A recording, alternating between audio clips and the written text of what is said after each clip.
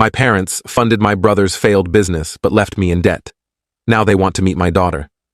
But I drop a truth bomb that changes everything. I never thought I'd be writing this, but here I am, seeking advice from strangers on the internet about my family situation. My name is Johnny, and I'm 32 years old.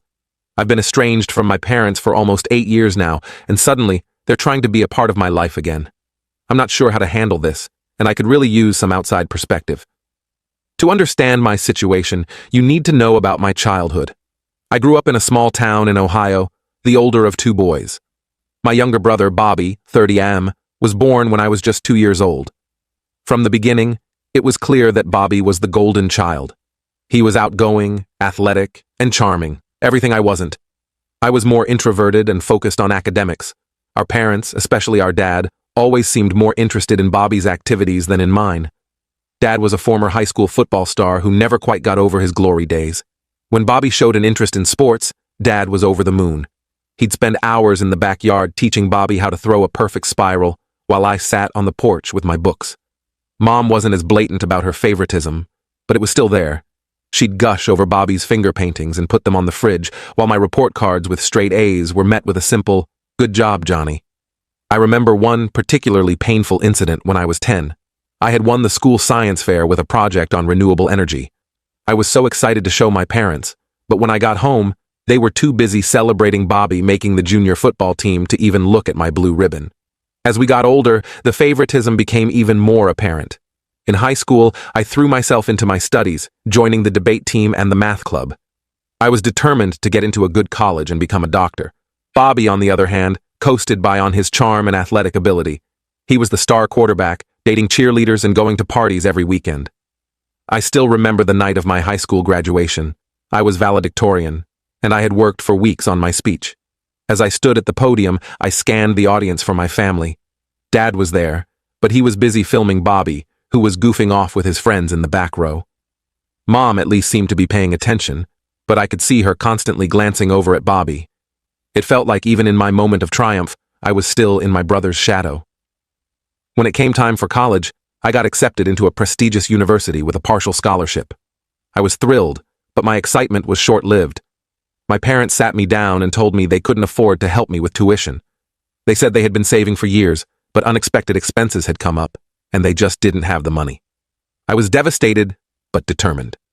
I took out student loans, worked part-time jobs, and managed to make it through undergrad. It was tough, but I was proud of myself for doing it on my own. I worked as a tutor, a library assistant, and even spent a summer doing night shifts at a 24-hour diner. There were times when I was so exhausted I could barely keep my eyes open during lectures, but I pushed through. Meanwhile, Bobby had decided college wasn't for him. He worked at a local garage, spending his evenings at bars and parties. Our parents never seemed concerned about his lack of direction. They'd just chuckle and say, "That's our Bobby, always living in the moment." Then, during my senior year, I found out the truth. Bobby, who had been working at the garage for a couple of years, suddenly announced he was opening his own auto repair shop. To my shock, our parents had given him their entire savings, the money they had told me didn't exist, to start his business. I couldn't believe it. All those nights I had spent worrying about my mounting student debt, all the times I had to choose between buying textbooks or eating proper meals, and they had money all along. They just chose to give it to Bobby instead. When I confronted them about it, they tried to justify their decision.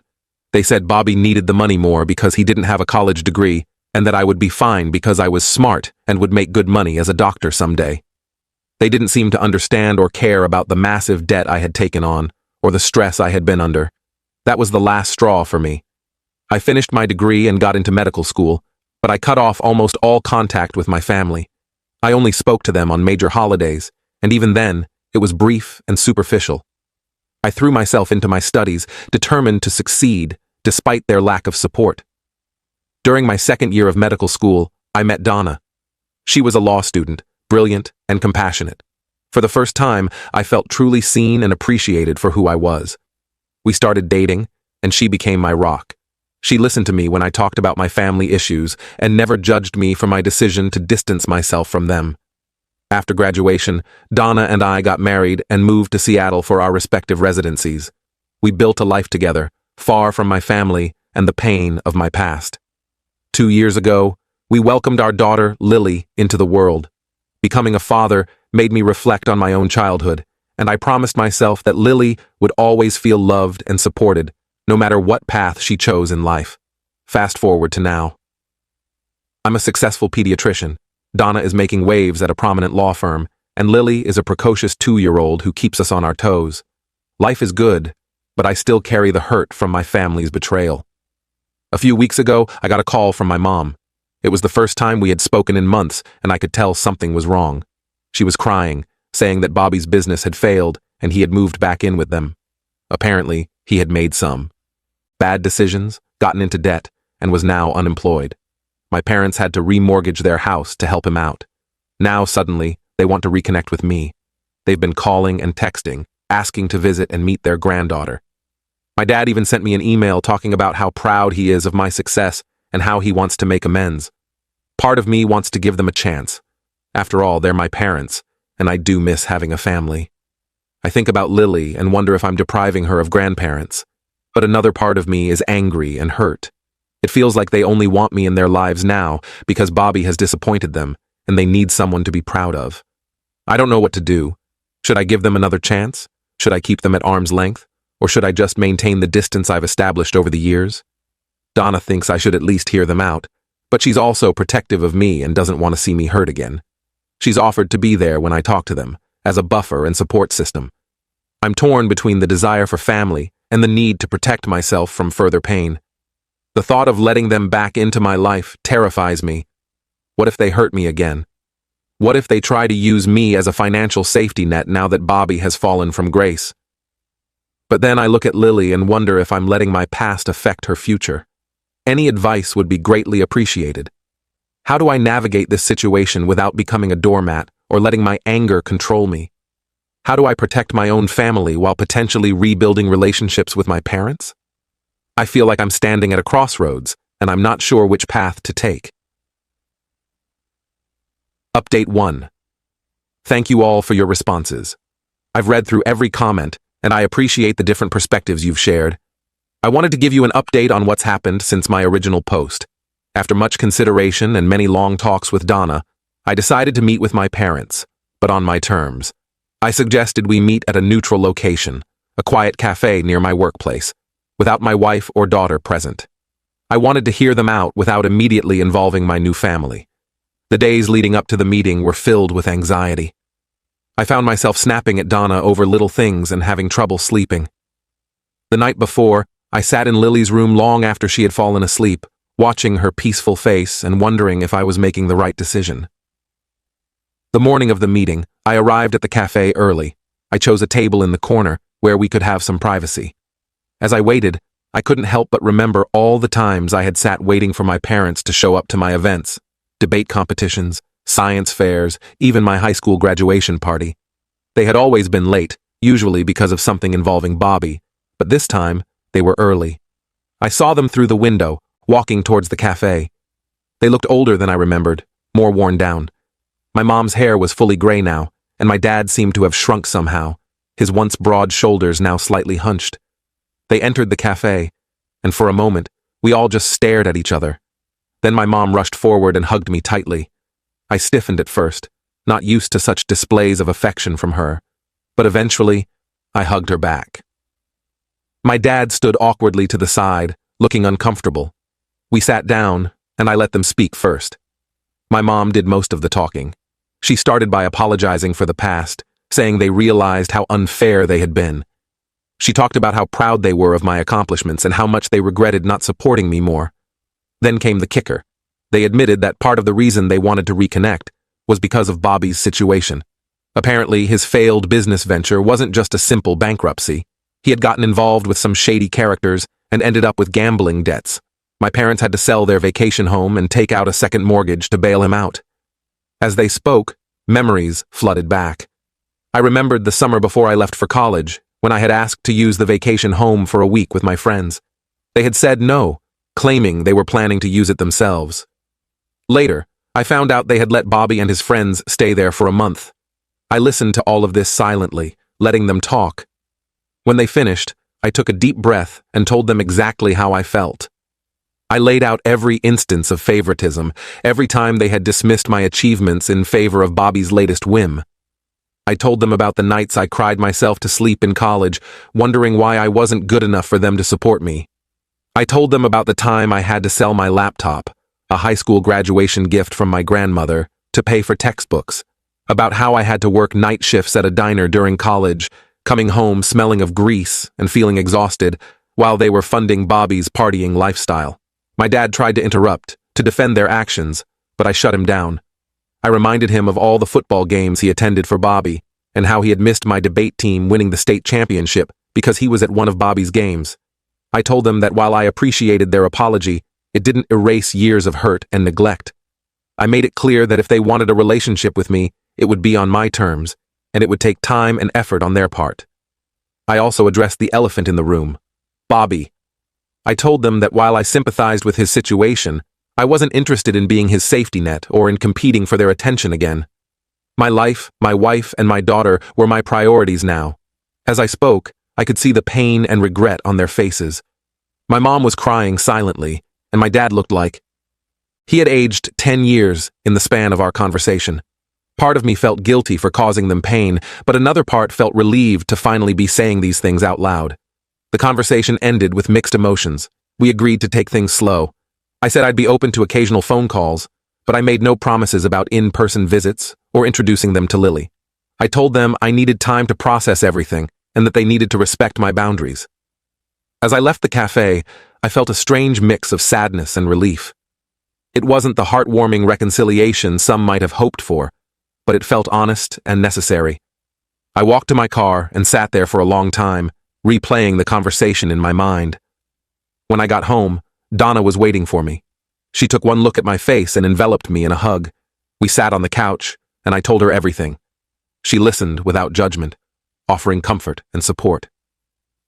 That night, as we lay in bed, Donna asked me how I felt. I told her I wasn't sure. Part of me felt lighter, like I had finally released a burden I had been carrying for years.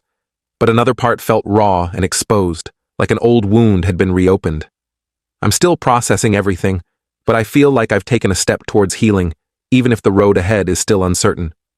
I know it won't be easy and there's a lot more to work through. But for the first time in years, I feel like there's a possibility of having some kind of relationship with my parents again. I'll keep you updated on how things progress. Again, thank you all for your support and advice. It's given me the strength to face this situation head on. Update 2. It's been about a month since my meeting with my parents, and I wanted to give you all another update. Things have been complicated. True to my word, I've been allowing limited contact with my parents. We've had a few phone calls, mostly short and somewhat awkward. My mom has been trying hard, maybe too hard. She calls more often than I'm comfortable with and always wants to know about Lily. I've had to set some boundaries there, reminding her that she needs to earn the right to be a grandmother. Last week, she called and spent 20 minutes telling me about a toy she had bought for Lily. I had to interrupt her and remind her that she hasn't even met Lily yet, and it's not appropriate to be buying her gifts at this stage. She seemed hurt, but I stood my ground. My dad, on the other hand, has been distant. He's only spoken to me once, and it was a stilted conversation. I get the feeling he's struggling with his pride, finding it hard to admit he was wrong all these years. During our one conversation, he mostly asked about my work, as if he was trying to understand the life I've built without them. The real drama, however, came from an unexpected source, my brother, Bobby. About 2 weeks after my meeting with my parents, I received a long, rambling email from him. It was part apology, part plea for help. He wrote about how he had messed up his life, how he regretted taking advantage of our parents, and how he wished he had been a better brother to me. As I read the email, memories came flooding back. I remembered the time in high school when Bobby had borrowed my car without asking and gotten into an accident.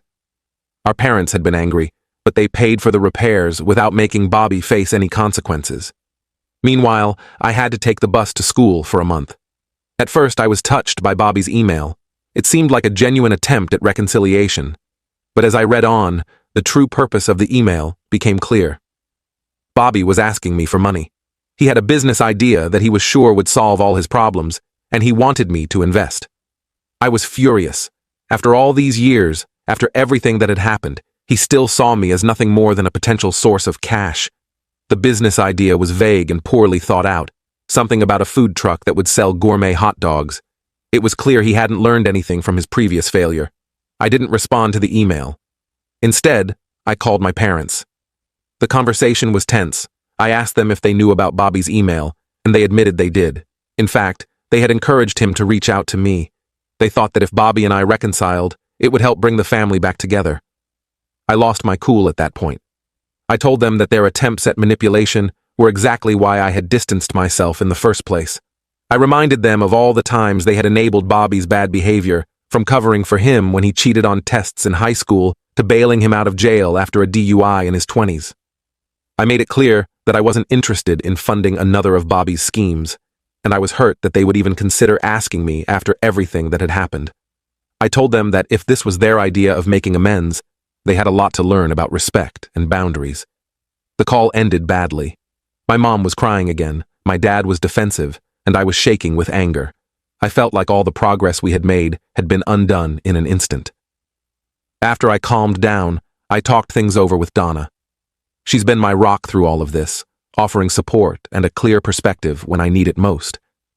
We decided that for now, it's best to take a step back from my family again. The trust that was so tentatively rebuilt has been shattered, and I need time to process everything. I'm feeling discouraged and hurt, but also strangely relieved. This incident has confirmed that my instincts were right. My family still doesn't truly understand the pain they've caused or respect the boundaries I've set. It's a hard realization, but an important one. For now, I'm focusing on my own family, Donna and Lily. They're my priority, and I won't let the drama with my parents and Bobby affect the happiness we've built together. Last night, as I was tucking Lily into bed, she asked me to read her favorite story, The Giving Tree. As I read, I realized how different my relationship with her is from the one I had with my parents. I want her to know she's loved unconditionally, not for what she can give or do. This morning, I sent a brief email to my parents. I told them I needed some space and that I would contact them when I felt ready. I also made it clear that any future relationship would depend on their ability to respect my boundaries and treat me as an equal, not just as a potential solution to their problems with Bobby. I haven't heard back from them yet, and honestly, I'm not sure how I feel about that. Part of me is relieved for the quiet, while another part wonders if they've given up on reconnecting already. For now, I'm taking things day by day. I have a busy week ahead at the hospital, and Donna and I are planning Lily's 3rd birthday party. Life goes on, and I'm determined to focus on the positive aspects of my life rather than dwelling on the past. I'll update again if anything significant changes, but for now, I think it's time to close this chapter and move forward with my life. Thank you all for your support and advice throughout this process. It's meant more than you know. Update 3. It's been 6 months since my last update, and I felt it was time to share what's been happening. A lot has changed, both in my family situation and in my perspective on things. First, the situation with my parents and Bobby. After the blow-up over Bobby's email, I maintained my distance. I ignored calls and messages, focusing instead on my work and my immediate family.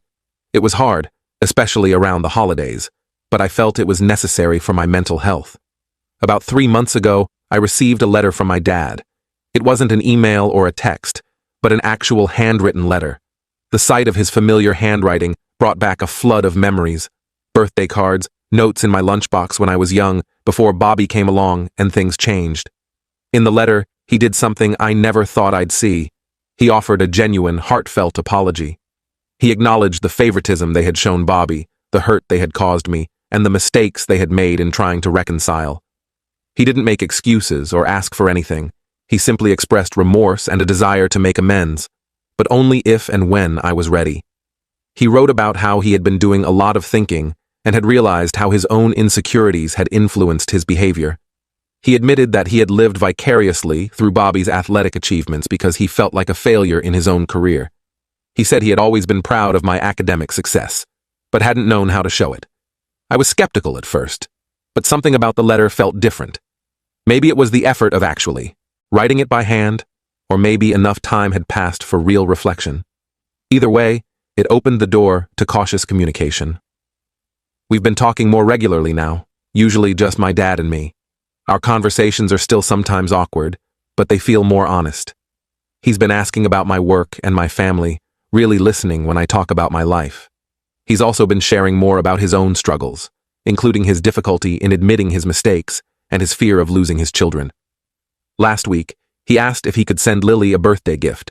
Instead of just saying yes, I suggested we video call so he could watch her open it. The joy on his face when Lily excitedly unwrapped the toy doctor kit he sent was something I hadn't seen in years. As for my mom and Bobby, things are still complicated. My mom has respected my boundaries more, which I appreciate. She's been sending occasional emails, sharing family recipes and old photos. It's a small gesture, but it feels like she's trying to connect in a way that isn't overwhelming. Bobby, I've learned, has finally sought help for his gambling addiction and is working a steady job for the first time in years. He hasn't reached out to me directly, which is probably for the best right now. Dad mentioned that Bobby is attending Gamblers Anonymous meetings and is trying to pay back some of the money he owes our parents. The biggest change, however, has been in my own perspective. Through all of this, I've realized that while I can't change the past or control my family's actions, I can control how I respond to them. I've been working on letting go of some of the anger and resentment I've carried for so long. It's not easy, and there are still days when the old hurts resurface, but I'm trying. I've also gained a new appreciation for my own family. Donna has been incredibly supportive through all of this, offering advice when I need it and just listening when I need to vent. Watching Lily grow and helping shape her understanding of family has made me reflect on what I want that to mean for her. Last weekend, we had a picnic in the park. As I watched Donna push Lily on the swing, I felt a sense of peace I hadn't experienced in a long time. I realized that regardless of what happens with my parents and Bobby, I have a family of my own now, one built on love, trust, and mutual respect. For now, we're taking things day by day. I'm not rushing into anything, but I'm also not closing any doors. My priority remains my wife and daughter, but I'm cautiously optimistic about the possibility of healing some of the rifts with my parents. This journey has been difficult, but it's also been enlightening. I've learned a lot about forgiveness, boundaries, and the complexities of family relationships. Whatever happens next, I feel better equipped to handle it. Thank you all for your support and advice throughout this process. It's meant more than you know.